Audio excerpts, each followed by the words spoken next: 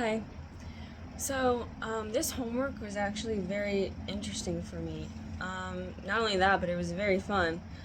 One of the things that I found really important to me in my life while reading Ellen Davis's book and this chapter about laments were these two things. When she says that when you lament in good faith, opening yourself to God honestly and fully, no matter what you have to say, then you are beginning to clear the way for praise.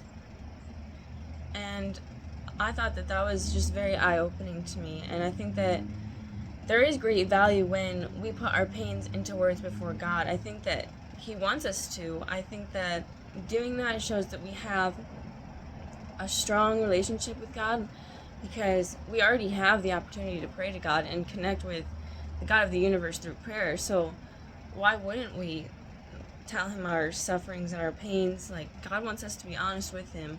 So I think that that is a very important value to do as a Christian. Even as not a Christian, I mean, it really can draw you near to God. The second point that I really liked is that when you lament, you are asking God to create the conditions in which it will become possible for you to offer praise. Conditions, it turns out, that are mainly within your own heart. So going along with that, I think that praising God without the articulation of our suffering, I wouldn't say that that is fake, and I wouldn't say that it's empty either.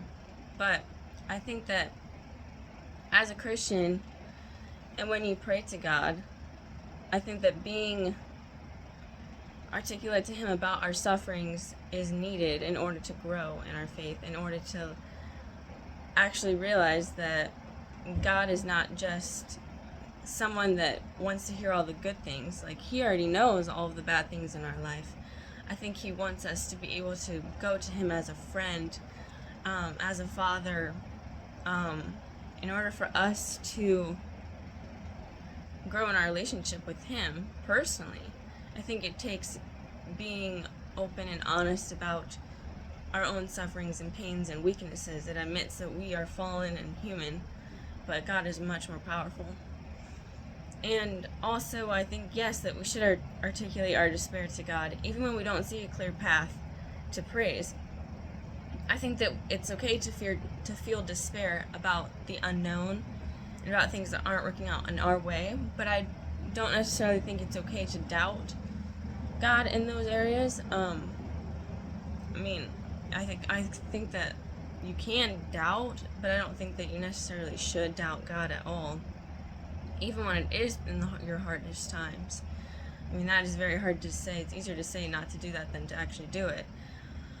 But I do think that it's okay to tell God our distress and our despair. So yeah, that's kind of what I got out of this chapter. So thank you.